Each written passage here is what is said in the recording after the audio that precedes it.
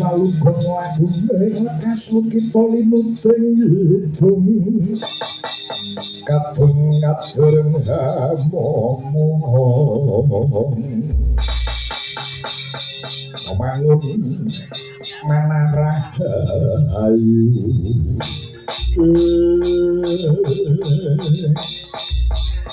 Kanjeng Ibu Kakang Wiruta kala badhe tindak dhateng pundi Ibu lah kok mencereng mripate anak uragil Arya Surata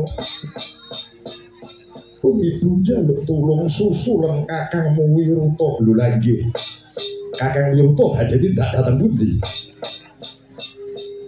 Lek pipamadyan ning Pandhawa Raden Harjuna lho sababipun sawise krungu yen wong tuwane manah sing nyedani Janaka dheweke bakal maos pati marang Janaka Surata susulen Kakang mujaan bali sowan ana ngatanipun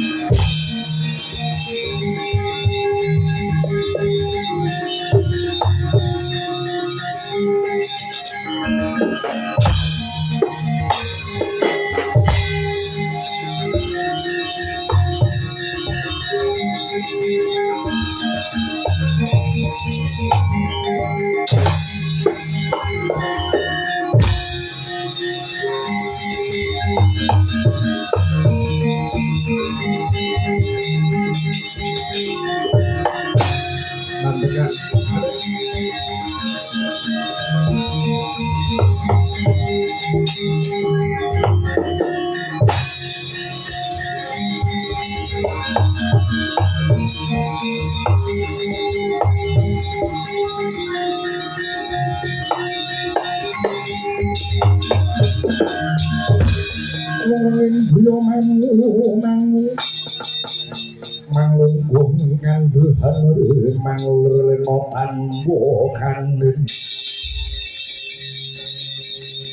yen mangkono samangku yahuda homo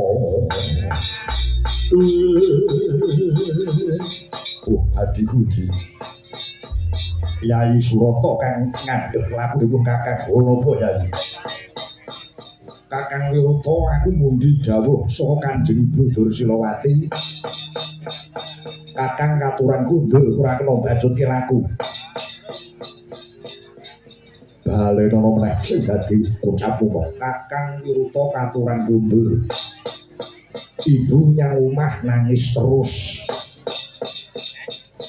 aku mundi dawuh supaya nganti Kakang Wiruta bali wae nyang sindhu ora sah bajutke laku apa kowe ngerti sing dadi sediaku ngerti Kanjeng Ibu paring dawuh jare Kakang Wiruta bakal maos pati karo pamadyaning Pandhawa Raden Janaka syukur bagi suwi-suwi ngerti aku melu bungah aku melu seneng kowe malah tak kanthi ayo Yayi goleki Janaka jroning Pandhawata Yudha aja binangun biyen sing ngedani Kanjeng Rama Jayajatra kuwi Raden Janaka kula tetembungan utang lara sarara tanpati sarpati lelakon biyen wis ora sadileh-eleh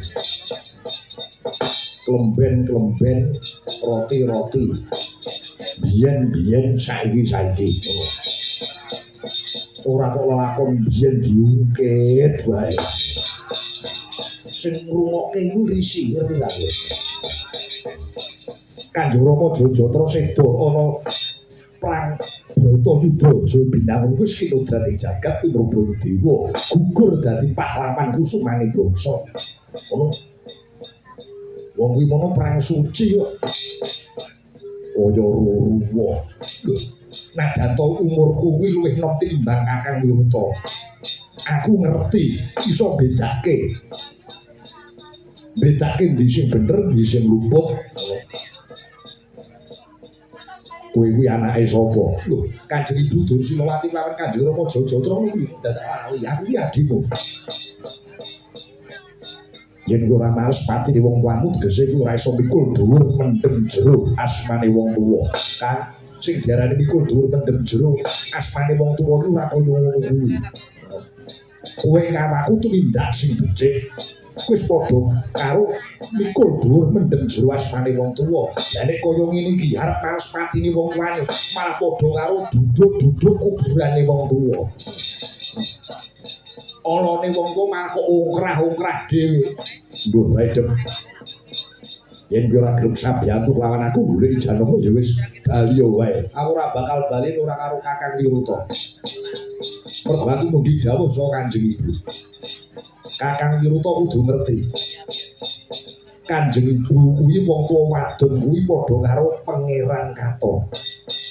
Sapa wae bantah karo wong tuwa wadon bakal sengsara uripe, bakal kuwalat uripe.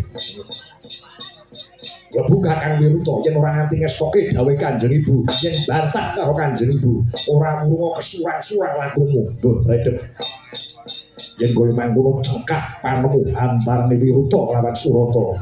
Upama cengkah kudune piye? Kudune nyawiji dadi siji, kudune bali mapan karo sindu.